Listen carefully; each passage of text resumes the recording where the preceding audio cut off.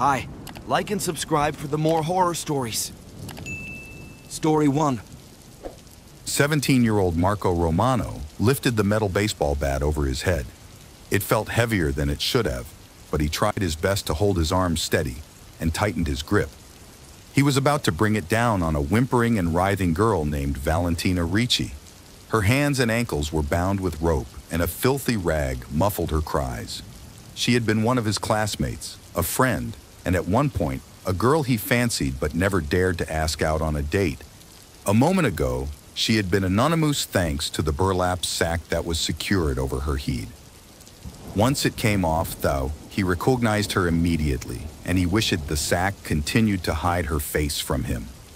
Despite her swollen, tear, and makeup-smeared face, he still thought she was beautiful.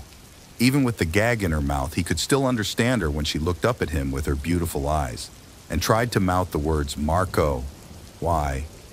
Just before he swung the bat, his mind became focused on a sour memory he had of her. The metal bat made a sickening metal clink, and her skull reciprocated with an even more horrifying crack. In his mind, he did his best to remember and focus on the day she had played a prank on him while he and his classmates went out to lunch. Likely she intended her joke to be some light-hearted fun when she put mushrooms on his pizza, sliding them out of sight just under the cheese. It was well known amongst his general group of friends in school that he loathed mushrooms. She must have figured that a silly prank of this caliber would be funny, and for a few moments, it was until his face started to turn red and his throat began to close. Most people outside of his closest group of friends didn't know that Marco hated mushrooms because he was deathly allergic to them. He hid from the world a little-known fact out of shame and fear that it would make him look weak. But after that day, everyone knew, and it was all her fault. An epinephrine pen and an ambulance ride later, Marco accepted Valentina's apology over a Skype call from his bed in the hospital. But he never let go of the anger and humiliation he felt the moment she started laughing after he swallowed a bite of the poisoned pizza slice, the moment she revealed her prank. It was enough to facilitate the swing of the bat into her cranium. Blood splattered on the concrete, and he drew up the bat again. She had only screamed through her gag for a moment before the first blow silenced her, and now she had become stiff. She convulsed and stretched her limbs out hard against her bindings as blood trickled from her nose, mouth, and ear. One of her eyes had dislodged from the socket and now peered down, dancing like a marionette to the motions of Valentina's death rattles. Marco delivered blow after blow faster and faster, feeling his muscles begin to burn with the effort until her body finally lay still, and her head was an unrecognizable mixture of bone fragments and bloody brain matter. The act only lasted 45 to 60 seconds, but would have felt like a lifetime to anyone who had watched. The sounds of the metal baseball bat had echoed inside the abandoned warehouse they were in, and Marco thought he could still hear the ghostly remnant of the beating still lingering in the air. The place was eerie, even in the daytime. Now, with the gory events before him, the building had become all the more haunting in the stillness of the night. This was all forbidden territory, property that was covered by the shroud of the Italian mob and haunted by the ghosts of their former victims. Splattered brain chunks and blood were now decorating Marco's face and were mixing with the fresh droplets of sweat now trickling down his brow. He was out of breath and gripped the bat so hard that his hands first began to hurt, but now started to tingle and go numb. The rush of blood and adrenaline left him lightheaded, and now he could taste bile in his mouth, but he refused to vomit in front of his audience. A 46-year-old man in an ill-fitting cheap suit stood in front of a white SUV. The engine was still running, and the high beams were on, casting long, ominous shadows on the grim deed. 4 brutes flanked him in well-tailored black suits, his muscle that followed him everywhere he went. The little man in the big suit was Pietro De Luca, and he was an up-and-coming new lieutenant in a sub-branch of the Gambino crime family in New York. Marco first met him when his older brother, Matteo, first introduced him to the dark underworld of drugs, weapons, and good illicit sales. Marco looked up to his older brother. He wanted to be just like him, even if it meant becoming involved with the mob. The mob paid the bills, after all. The mob was what made sure their mother got into a better hospital to treat her cancer. The mob was the reason they could move out of the slums. The mob was there when Marco's father wasn't. The mob seemed like the only option available for him. "What the fuck was that?" came the displeased voice of Mr. DeLuca. "This shit ain't no execution, Marco. Do them right, or else I'm shoving that bat so far up your ass you'll bring new meaning to pitchin' and catchin'. Coglione." Marco had deliberately gone for the girl's head in an attempt to get the punishment over with quickly, but the fear of retribution from his boss gave him new motivation to start taking his time with the next two hooded figures. I'm sorry, Mr. DeLuca. I'll get it right this time, sir." DeLuca didn't reply, and instead motioned to one of his grunts to fetch the next person out from the back of the SUV. He reached into the inside pocket of his cheap suit, and for a moment, Marco thought he was reaching for his signature silver Smith & Wesson revolver, but was relieved to see that DeLuca was just pulling out his silver case of cigars. He cut the tip off, and immediately, one of his bodyguards lit the cigar with a butane lighter. When the first puff of smoke left DeLuca's lips, the second punishment victim had been flung down at Marco's feet. The hooded figure's hands were bound behind his back, and his ankles were tied together like Valentina's. The grunt didn't have to remove the old man's burlap sack for Marco to know already who this next victim was. Mr. Li Yang's signature suspenders and slacks were a deed giveaway. He was probably well into his mid to late 70s now and was well known by Marco's community as the friendly China man that ran the corner store on his street. For as long as Marco could remember, he had been going into Mr. Yang's store for everything from groceries to comic books. His shop was the meet-up spot after school, where friends could hang out and get a soda pop and maybe a slice of pizza. Mr. Yang's shop was especially popular for offering up free Wi-Fi for his regular customers, especially the neighborhood kids. When it was someone's birthday, Mr. Yang always made sure to give out free cans of lemonade and candy bars to the kids. In short, the older man was like a grandfather to anyone that got to know him. That cheerful Chinese man now lay at Marco's feet, bound, gagged, and bruised up. He had put up a fight, as evidenced by the large cut below his eye, not to mention the bruises around his face and arms. Whatever fight he may have had left in him quickly drained when his eyes met Marco's. A look of defeat manifested in his eyes. He recognized Marco but said nothing as he lay there. Marco tried not to waste any time. He knew hesitation would be a sign of weakness, so the bat came down fast. The warehouse was again filled with the sounds of cracking bones, the muffled cries of pain orchestrated by the metallic sounds of the baseball bat. Marco brought down the bat over and over again, making sure to drag on the torture and beating for several minutes. As Yang took the brutal beating, he held the look of defeat, betrayal, and sadness in his eyes. Marco ignored a look as he continued to swing his weapon, grunting at every exertion of force. Marco's mind wanted to retreat and go numb, but he forced himself to remember the time Mr. Yang had scolded him for having smeared dog crap all over his shop floors. It hadn't been his fault. He didn't know he stepped in shit, but Yang forced him to mop up his floors in front of his friends. He was humiliated by the short old geezer and the authority he had over him. Under the threat of calling Marco's mother, Yang had made him kick off his filthy shoes outside and purchase a pair of yellow flower flip-flops to wear as he worked to clean up the mess. Anger guided the bat down hard on Yang's hip bone. A loud pop declared it had dislocated, and the next blow produced an even louder crack, signaling a broken bone. He swung down hard on the old man's shoulders, his arms, his hands, and lower back. He watched as his blows did real damage to the frail old man's body. He dared a glance over at DeLuca and regretted it. The sick bastard was grinning ear to ear with satisfaction. Just as Marco felt like his arms were about to fall off and he was going to keel over with exhaustion, DeLuca spoke up. All right, that's good enough, kid. Put the Chinaman out of his misery. We don't have all night in this spooky shithole. I want to see you spill his brains as you did with your girlfriend over there." Somehow Mr. Yang was still alive and still conscious enough to understand what was about to happen. Even with his numerous injuries, including his broken ribs and a shattered pelvis, he somehow managed to roll over onto his back to look up at Marco. Marco focused on the memory of the stupid yellow flower flip-flops and the nasty mop he was forced to use to clean up dog crap while his friends laughed at him from outside the shop. He felt his face flush red when he remembered how everyone at school made him the butt of their jokes for a month straight, calling him flip-flop and Yang's bitch amongst other less creative names. Moments later, he was shaking off a piece of Mr. Yang's scalp from the end of the bat and once again, fighting to hold in the contents of his stomach. He refused to look weak in front of DeLuca and his goons. He even resisted the urge to wipe off the blood and chunks he could now feel on his face and in his hair. DeLuca removed the cigar from his mouth and blew out another puff of smoke before speaking with a satisfied grin on his face. "You look like you enjoyed that one. Is there a psychopath hiding under all that teenage angst?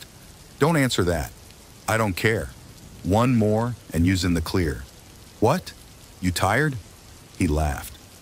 Marco struggled to catch his breath and looked down at his feet, but quickly forced himself to make eye contact with DeLuca before answering. No, Mr. DeLuca. I think... I'm good." His voice was a little shaky, but he hoped his actions spoke louder than the tone in his words. DeLuca just chuckled under his breath and reinserted the cigar in between his teeth. He gestured again to one of his goons, and like a wiped dog, he went to fetch the last punishment victim. Once again, the burlap sack didn't have to come off for Marco to know who this next person was. He instantly felt as if he had rocks in his stomach and a knot in his throat.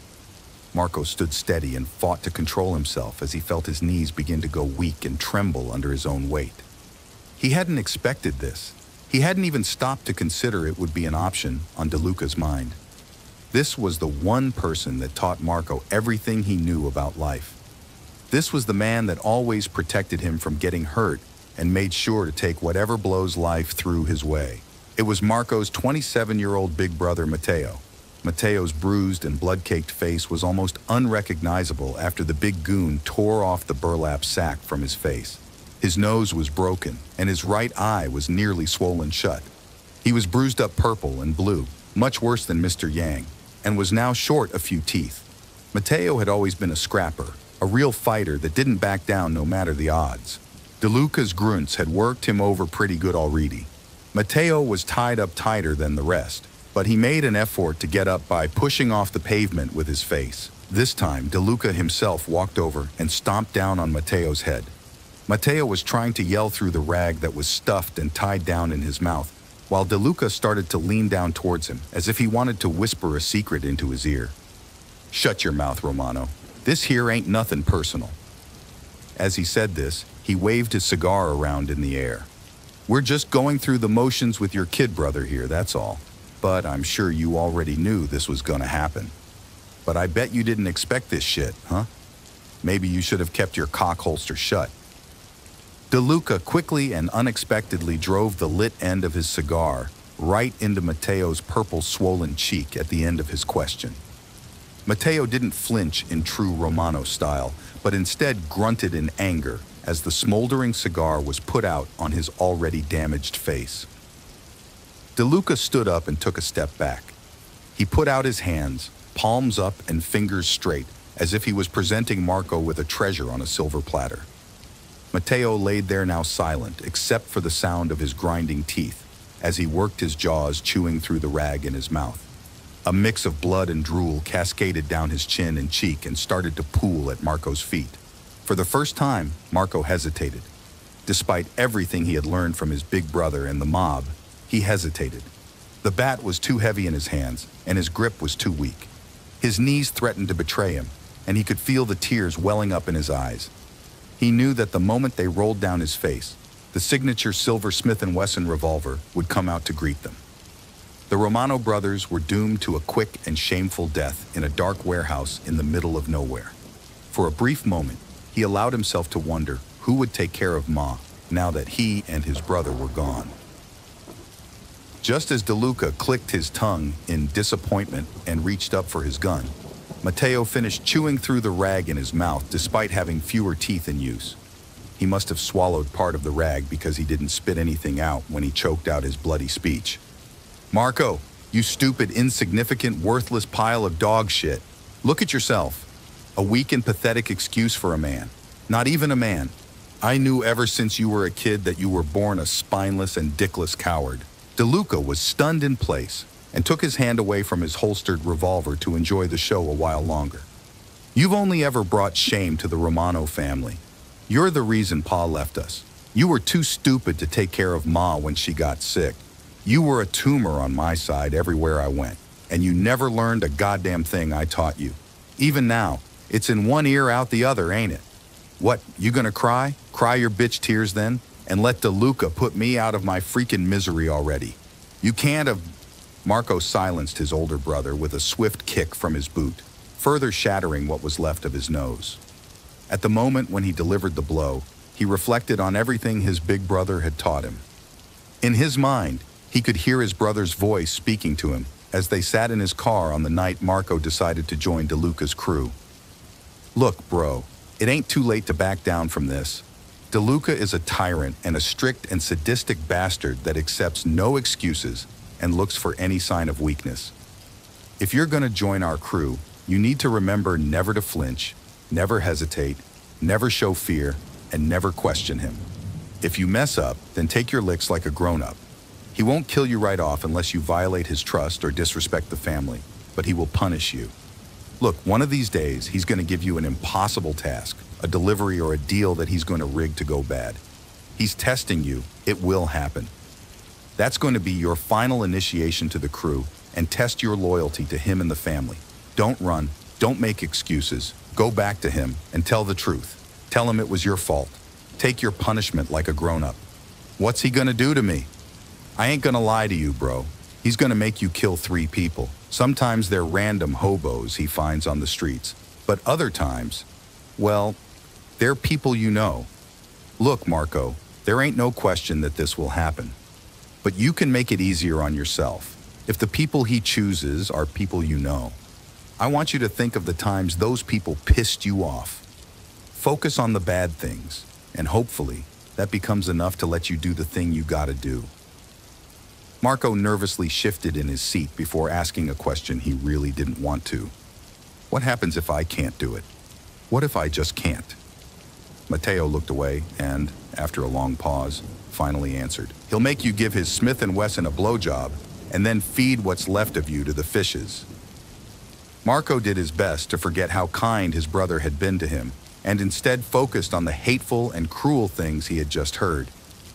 He knew he would have failed had his brother not spoken out at that moment. Matteo looked after his kid brother even now. That outburst was a final and singular mercy he could give his little brother. Matteo had plenty of time to think while tied up in the back of DeLuca's SUV. He knew that if Marco couldn't kill him, they'd both be at the receiving end of DeLuca's gun. If the Romano brothers bit the dust that night, there'd be no one left to watch over their ma. Marco swung the bat and focused his rage on the lies his big brother had spoken. He tried to put anger and hate into every swing. He begged his brother for forgiveness in both his mind and heart, because he was shouldering a pang of heavier guilt, a shameful secret that painted Marco as a coward. The day had come when Marco failed to deliver several kilos of coke. A bunch of thugs in masks jumped him and stole the goods.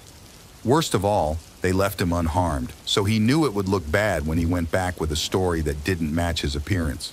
But DeLuca only sat and listened to him, his face never betraying a hint as to what he was thinking. After a long silence, he looked at Marco with stone-cold eyes and spoke very calmly. Look, kid, right now, I know you're going through the motions. You and your brother are real tight. I can respect that. I know he told you to expect this. I know you know this was going to happen. So I'm going to give you a choice. A one-time deal from me. More generous than I've ever been in years.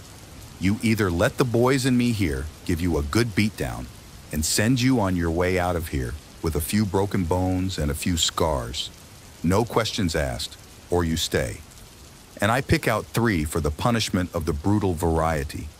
You see, I can't know if I genuinely trust you when you already know how the game works. So I'm giving you a way out only out of respect for your brother. Life is a poker game, kid. So count your lucky stars that I'm a nice guy because you cheated me and took a peek at my hand. That's why I can't let you go without first putting a few scars on you." The truth was that Marco was too scared to get beaten, too scared to get hurt or feel pain. His big brother had always been there to take the blows for him, to defend him from ever getting hurt.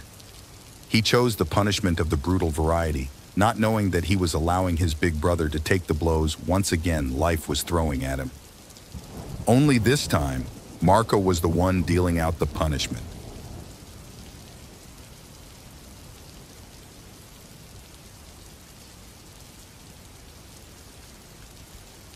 I was dropping my girlfriend off for her last in-person yoga class before everything went back on lockdown for the winter, when a portrait hanging in the display window of the shop across the street unexpectedly caught my attention. It was an 18-inch by 24-inch expressionist painting of a black humanoid creature with poorly defined edges and features, like it was bleeding into the shadows around it. It was tall, gaunt, and hunched, dressed in a tattered hood and mantle that vaguely resembled a set of wings. It lacked all facial features save for a pair of misty white eyes, the only part of its body that wasn't black. It held a lumpy sack in one hand, and in the other, it plucked up a child between two of its long Dr. Seuss-esque fingers. The child was bruised and bloodied, and undeniably terrified for its life, but no motive could be inferred from the stance of its tormentor. The whole scene was reminiscent of Saturn devouring his children, only with Saturn reimagined as some sort of Lovecraftian boogeyman. My interest sufficiently piqued, I decided to go inside for a closer look. The shop in question was Orville's old-fashioned oddity outlet, and was mildly infamous for selling strange items of questionable authenticity. Ever since I had first started taking my girlfriend to the neighboring Eve's Eden of Esoterica, I often found myself wondering how old Orville managed to stay in business. His oddity shop rarely seemed busy, and from what I could tell, most people agreed that his merchandise was overpriced hokum. It could have just been that Orville was living off an inheritance or something and was operating his business at a loss for the hell of it, or that the runoff from Eve's was enough to keep him afloat. But a quick glance at the local paranormal forum, HeroickHallows.net, produced photographs of some of our town's wealthiest residents visiting the shop, along with a handful of other mysterious figures who nobody recognized. Everything from cloaked cultists to colorful clown girls had been seen making after-hours visits to Orville's, so maybe, just maybe, a few of Orville's high-end items were legit, and the occasional sale to his select clientele was all he needed to stay in business. It was a fun little thought as I stepped through the door, paying no heed to the large caveat emptor emblazoned upon it. VHS tapes? What am I supposed to do with VHS tapes? I heard a gruff voice ask. I turned towards it and saw an old man in a garish pastel suit with his feet up on his desk and a phone in his hand. With his other hand, he indicated he would be with me in one moment. Nobody has a VCR anymore, so what good would you have a VCR to go with the tape collection? And what's its deal? Of course you can't set the clock. There's nothing paranormal about that. Listen, what are you trying to sell? The tapes or what's on the tapes? Because if it's what's on the tapes, then maybe you could, Well, I'll never be able to move them as a general item if I have to convince people to buy an obsolete VCR to go with them. I might be able to broker a deal with a specific buyer, but I'll need more information. Not now, though. I've got a customer. I'll call you back. I said, no. If you put a piece of Scotch tape over the remove tab, you can tape over it again. If there's tape residue, then they could have been taped over, but it could just be from an old label. How would I know? Yeah, you figure that out. I gotta go. Bye. He hung up the receiver on the cradle of a bronze and mahogany rotary phone before folding his fingers and giving me his full attention. Honestly, the things some of these jerks try to unload on me, he said with a roll of his eyes. Anywho, can I help you find anything, young man? Yeah, actually. I was wondering about that painting in the window, I replied, pointing to the display behind me. Oh, you mean the self-portrait of Rancorous Ruck? The old man flashed me a devious smile before donning an iridescent tragedy mask with a surgical mask fixed to the inside. Self-portrait? I asked skeptically. Absolutely, he said, rising from his seat and leading me towards the painting. Cryptids and monsters are notoriously difficult to get decent photographs of, and that was a bit of a problem for old Rancor here. He can't exist in the real world unless he already exists in the mind of a suitable host, let's say. He's sustained by thoughts about him and uses his host's innate mental energy to manifest a physical form for himself. This presents a bit of a catch-22, since he needs people to know about him to exist, but existing is kind of a prerequisite for people to know about you. What's a damn thought form to do? If you're a thought-based murder monster with an artistic streak like Rancorous Ruck here, you leave a self-portrait behind as a calling card. That way, even after your host is pushing up daisies, another one is bound to come along sooner or later and end up getting you stuck in their head. He took the portrait down from the easel and allowed me to get a better look at it, taking care not to look at it himself. The first thing I noticed was that the lumps of the sack were much more clearly hands or feet or faces pushing against it from the inside. The bottom of the sack was wet and dripping with a dark fluid, presumably blood, and the background showed many small sets of footprints running rapidly in all directions. Finally, in the corner, I could make the signature of the artist in the same stark white as the creature's eyes. Rancorous Ruck, self-portrait sept. 1947. So, you're claiming that the creature in the portrait is the artist, and it leaves these paintings behind as a way to infect other victims? I asked incredulously. That's right, and anyone with a lick of sense or concern for their fellow human beings burns them, so they're very rare, Orville replied. I know what you're thinking. Why in the world would anyone pay $1,300 for a cursed painting? $1,300? Before taxes and various fees and surcharges, yes. The reason is that since old Rancor is sustained by your thoughts, you're able to exert some control over how he manifests. The more you study this portrait, the more of Rancorous you take into yourself, and, if you're strong enough, the more of him you can bend to your will. Potentially very useful, or, life-saving, if he decides to come after you. Which he probably will, since you've taken such an interest in his handiwork. Good luck getting him out of your head now.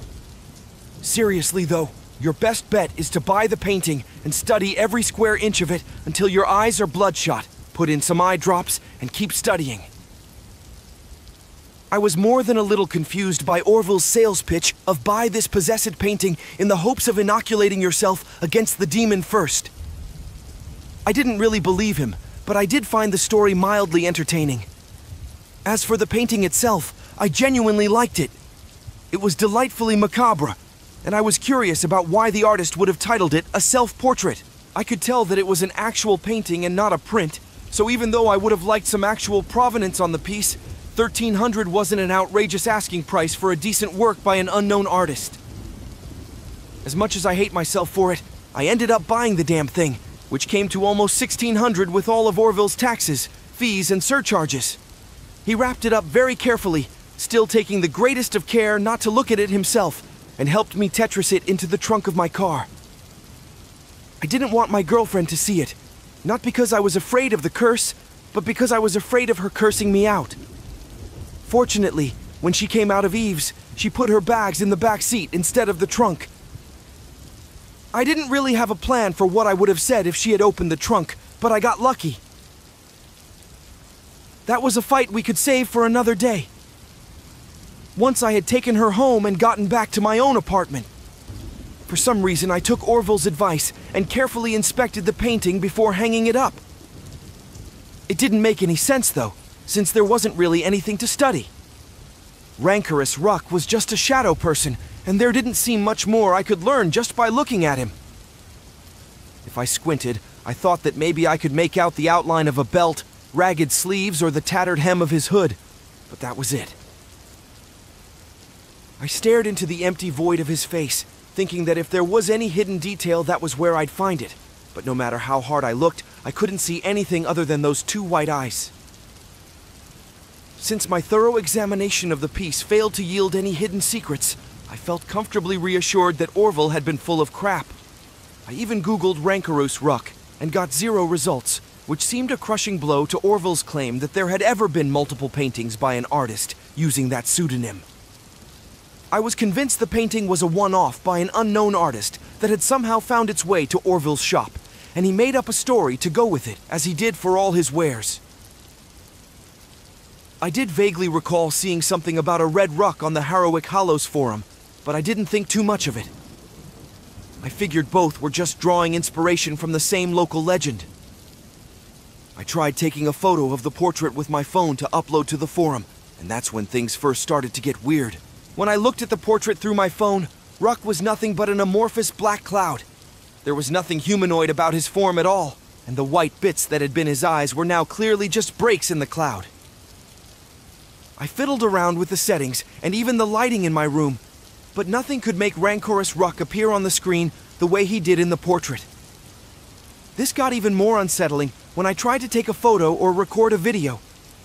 Each and every time, the file wouldn't save, no matter what I did. I tried saving it to the device, the SD card, the cloud. Nothing worked. At this point, I was starting to get a little freaked out, but there were still rational explanations to explore before accepting Orville's cockamamie story. Like, maybe the portrait wasn't from 1947 at all, but was far more modern and embedded with some machine-readable code for digital rights management. But that wasn't really how something like that would work, was it? I would get a notification telling me I didn't have the rights to share the image. It wouldn't just inexplicably be unable to save files, and it certainly wouldn't automatically censor it the way it was doing. Could it have been for a joke or marketing scheme then? But that still would have required getting the software onto my phone somehow. Maybe my phone was infected with malware, and it was just a coincidence that the first thing I tried to take a photo of was this creepy painting. That was pretty much all I could think of, aside from the obvious theories about losing my marbles. Frustrated, I tossed my phone aside and leaned in to examine the portrait once again, to see if I could find anything that might explain the incongruity between what I was seeing and what the camera on my phone saw. I found myself staring into Ruck's eyes, the eyes that my phone said were nothing more than empty spaces in a shapeless black form. But they were too deliberately placed and shaped to be anything but eyes, and they had been painted a very distinct white to contrast with the darkness around them, making their presence undeniable. I could even make out the faint outline of pupils and irises, though I hadn't noticed them before. In fact, now that I was really looking at them, I could see that they even had corneas, each of which held the reflection of a vague, ghostly figure. It was astonishing, actually, how much detail had gone into eyes that would only be noticed up close. By then, I was really starting to wish that my girlfriend had discovered the painting. At least then, I'd have a rational excuse to take it back to Orville's. Not that he would have taken it back. He was very clear that the only thing about his shop that wasn't real was his return policy. I tried to convince myself that I was being silly. The whole reason I bought the painting was because it was creepy, and if I had spent as much money on my phone as I had on it, maybe it would be able to take a decent picture of it. Sighing in defeat, I resigned myself to living with the portrait for at least one night. If it was still a problem in the light of day, I'd try to pawn it off on some gallery or museum for a tax deduction. Sleep, unsurprisingly, eluded me that night. Have you heard of the Tetris effect? It's when you have residual imagery of something you were really focused on, either in the dark or in your peripheral vision. Well, as I laid in the dark that night, I could see Rancorous Ruck. At first, it was just his eyes floating in the darkness, his body as amorphous as it had been on my phone. But gradually, he started to take shape. His head, his hood, and his mantle. Then his limbs, his torso, and finally his sack, all slowly emerged as distinct from the surrounding darkness. And I could see him as clearly as if I was looking at his portrait. The child, however, did not appear, leaving Ruck with a free hand. He held up his long fingers to his face to examine them, and I thought nothing of it, dismissing it as more hypnagogic imagery. Then he lowered his hands and looked towards me, and a smile made of nothing more than a bright white line broke out across his face. He set his sack on the ground and began noisily rummaging through it, and as I drifted off to sleep, I remember thinking that it was very odd that a residual image on my retina should be able to make any noise at all. It was still night when I awoke again, still dark, but I could immediately tell something was wrong. My bedroom door was open when I knew I had closed it, and light was leaking in through the crack when I knew I had turned all the lights off. Panicking, I bolted out of bed and dashed into the living room, ready to confront any intruders with only my bare fists. My machismo vanished pretty quickly when I saw what was waiting for me in that room. In the sepia light of candles that I didn't own, I saw the hunched figure of rancorous Ruck working ardently at another self-portrait. His back was turned to me, and thus the painting was facing my direction. He had drawn himself emerging out of an inky black patch of mold on an old brick wall, wrapping his hand around the mouth of his victim while brandishing a knife in the other. Even though his victim's face was mostly covered by his hand, there wasn't the slightest doubt in my mind that it was supposed to be me. He turned around to face me then, his face nothing more than 2 white dots and a smile against an impenetrable black void. He held up his brush, heavy with paint that he carelessly let drip to my floor, and moved slightly to the side so that I could get a better view of his artwork. "I don't think I got your eyes quite right, boy," he mocked in a raspy voice. "Hope you can live with that." I didn't respond. Hell, I barely heard him. My heart was pounding so hard. My veins were flooded with adrenaline, but I couldn't will my limbs to move. I was practically catatonic, sweating and shivering as I just stared wide-eyed at the monster painting in my living room. Ruck just snickered in contempt, turning his attention back to his painting, adding a few finishing touches. Only then, when his back was turned and I thought I actually had a chance, did I run. I ran to my apartment door and threw it open, only to see old Rancor casually standing in the doorframe, blocking my path. "Hello," he smirked, with an exaggerated wave of his long manjay fingers. "Yes, Dr. Seussesque is what you called them, if I'm not mistaken. A colorful description, I must admit, even if it's not exactly what I was going for." I slammed the door shut, but it just went right through him, and he had somehow moved up slightly so that I had just shut him into the apartment with me. I had 2 choices then, either to fight him head-on or try to reach the fire escape. For absolutely nothing remotely resembling a rational motive, I tried to throttle him and tackle him to the ground. Before I could even make contact, though, he slipped behind me with an ethereal ease and leapt upon my back, putting me into a chokehold and muffling my screams with his hand. I frantically tried to buck him off, slamming up against the wall and rolling upon the floor, but he clung to me with a dauntless and uncanny tenacity. It didn't take long for me to exhaust my oxygen supply like that, and I quickly lost consciousness. I wasn't dead, though. Not yet. I awoke at my desk, tied to my chair, with my laptop booted up and placed in front of me. It was still night, and I probably wasn't out for more than a few minutes. I began frantically looking around for my attacker, and sure enough, he was standing over me with his arms crossed, waiting patiently for me to wake up. "What the fuck are you?"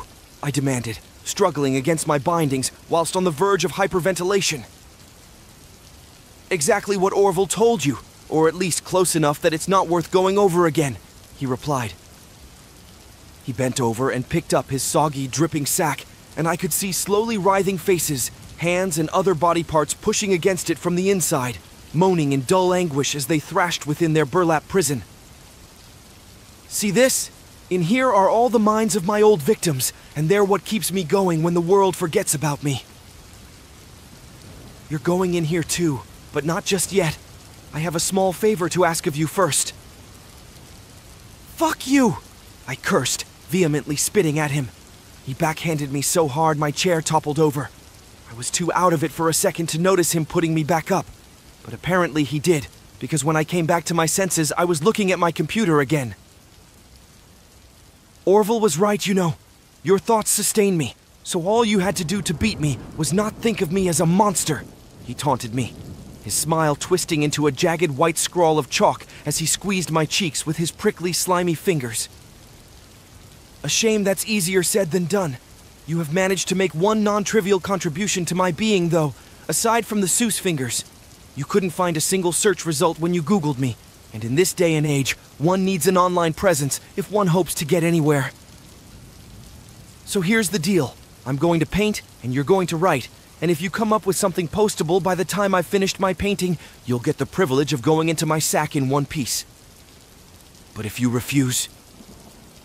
He held his sack up to my face and pulled it open. Inside was an endless abyss of severed limbs, flayed skins, decapitated heads, and scalped faces, all of them still animate and aware. Worst of all, most of them looked like they had come from children. He snapped the bag shut again, and I tried to muster up the courage to tell him to fuck off again, but I couldn't. And so, I'm writing this. Rancorous Ruck's debut post to the interwebs, exposing him to a bigger audience than his paintings ever could. I don't know if something written by someone else will infect people the same way as his paintings do, but I really hope they don't. But if this post does infect people, please know that I'm truly sorry. The bastard's in my head now. I'm not strong enough to resist him. Once I post this, I'm going in the sack, and maybe you think that's what I deserve for giving in to Rancor's demands. But if you pity me at all, and you ever happen to be in Sombermori, then please, please do me one favor. Burn Orville's shop to the ground.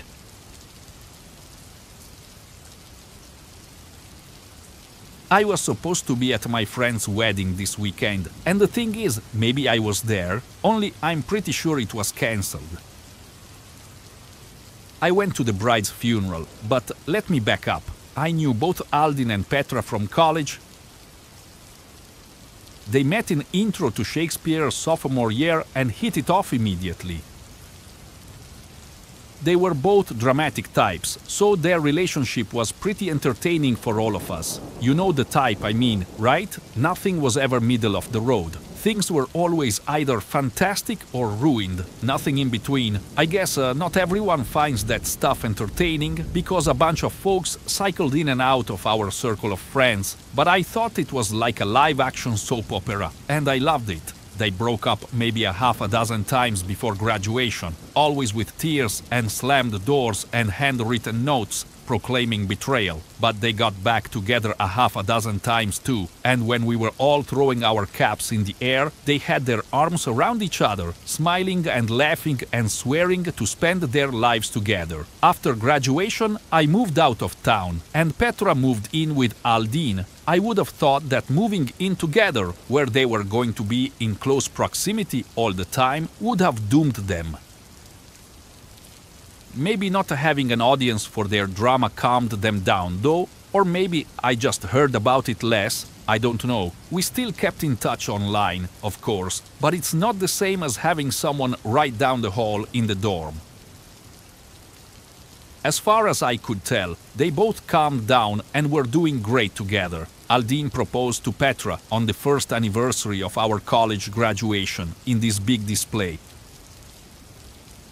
It was super cute. He took her to the movies and got them to play the proposal right before the trailers. The whole theater clapped, Petra cried. It was great. I saw the video afterward, so I got my wedding invitation a few months later, and obviously I was coming back for that. Petra was posting about wedding stuff on Facebook and Insta all the time, and it seemed like she was going a little bit bridezilla. Aldin was mainly quiet about it, but he'd post pictures occasionally too. It's not like he wasn't involved or excited about it, just that next to Petra, he seemed more reserved. Making Aldin look reserved was no small feat, but Petra was clearly going above and beyond. I was pretty pumped for the wedding myself. Aldin and Petra were the first of my college friends to get married, which was cool all by itself. It also meant that basically everyone was coming back for their ceremony, so it was going to be a little mini reunion. Honestly, even Aldin I'd only seen in person once since graduating, and he and I used to be really close. I'd meant to go see people more often, but time slips away, you know? So I came into town early at the beginning of last week. I figured I'd catch up on the old hangouts, see people individually as they came into town, and then cap it all off with the wedding on Sunday. Obviously, I went to go see Aldine and Petra first. I knew they wouldn't have a lot of time, but I wanted to say hi. I was shocked by how Petra looked.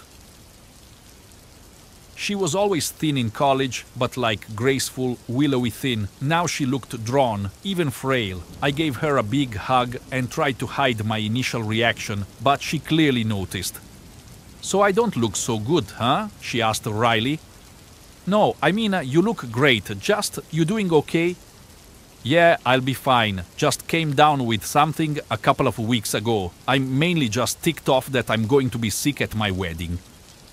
"Little makeup, you'll be fine," I told her. She smiled, and even through the illness, she looked radiant. "I'm not worried about it. Nothing's taking this day away from me." That was Monday. On Wednesday, I got the news that Petra had been rushed to the hospital. She'd collapsed at dinner. They said she'd been coughing up blood. She was unresponsive when they got her to the hospital. She hung in there for most of a day, getting steadily weaker. I stopped by in the middle of the day to see her. Aldine was there, holding her limp hand. He looked like he'd been there all night. "How's she doing?" I asked. "Not good. They don't know what's wrong. Nothing's working. I think... I'm afraid..." His voice broke, and he clutched her hand for a moment, composing himself. "I'm afraid I'm going to lose her." I stayed for a bit, trying to think of helpful things to say, or at least be a friendly presence for Aldine. Then one of the machines started beeping, and a nurse came in to fuss with her, so I slipped out. I thought about catching an early flight home. The wedding clearly wasn't going to happen. Petra died Thursday night. Aldine was in shock. I came to the house as soon as I heard, and he was there, surrounded by family. His staring eyes, his pale face, he looked almost as bad as Petra had. "Do you need me to do anything for you?" I asked him. "Let people know? Call things off?" "No, don't call anything off. Let people know, definitely. But I hope they'll come anyway. We'll still be celebrating her life this weekend. Not how I'd wanted, but they should still be here for her." Most people did still come. Tickets were already bought after all, and plans were set.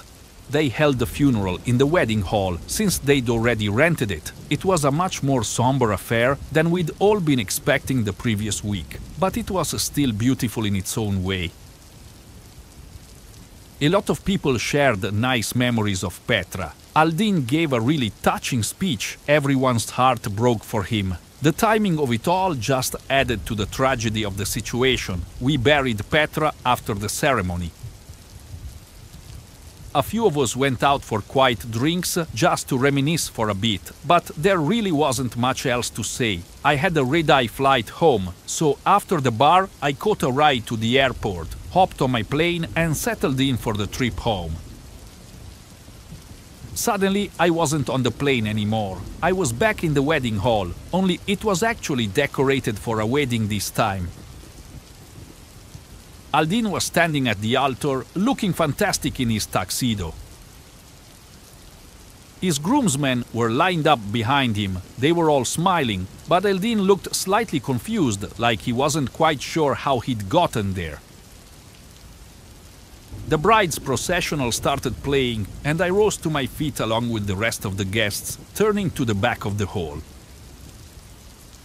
Petra came walking down the aisle, one stately step at a time. Her gown trailed behind her, cascading down like a snowfall. Her veil covered her face, but I could see her eyes fixed straight ahead, locked on Aldine. I heard a strangled yelp from behind me and half turned to see who made it. At the altar, Aldine was struggling in the grip of two of his groomsmen. "Let me go," he hissed. His whisper carried through the vaulted hall, and more heads turned to look. "Guys, come on, let me go." "No chance, Aldine," came an answering whisper. I turned back. Petra was much closer to me now, and I could see details I hadn't before. The flowers in her bouquet were wilted and drooping. The hands that held them were skeleton thin. In places, Petra's skin was torn, revealing desiccated muscle and the occasional glimpse of bone. Beneath her gossamer veil, her face was rotted and decaying, but her eyes burned bright, pinning Aldine with her gaze. "You promised me this, Aldine." The whisper carried over the music, and she took a measured step forward. "You proposed to me." Another step. Her bridesmaids moved in time, smiles locked on their faces. Their eyes were wide with terror. "You let me believe." Step. I tried to move and couldn't. All I could do was watch. "You poisoned me, Aldine." Step. She was at the foot of the altar now, just one small step up, separating her from Aldine. He stared in fear, still riding against the iron grip of his groomsmen. "You killed me." Step, and she was in front of him. Aldine opened his mouth to say something, but she placed one thin finger against his lips. "Nothing's taking this day away from me." She took the back of his head in one hand. With the other, she slowly reached up and lifted away her veil. I woke with Aldine's scream echoing in my head. Apparently, I screamed as well, as my seatmate was staring at me and the flight attendant was rushing over. I apologized and told them I was fine, and we laughed it off. That was Monday. I've been trying to reach Aldine since then. No one's heard from him. And yeah, maybe he's just taking some time alone, which would be pretty reasonable. Except, I heard that Petra's parents are having her exhumed for a tox screen, and everyone just seems a little more worried about him than you'd expect. I kind of just want to ask if anyone else had the same dream, or if everyone else did. But then again, I don't know that I really want the answer.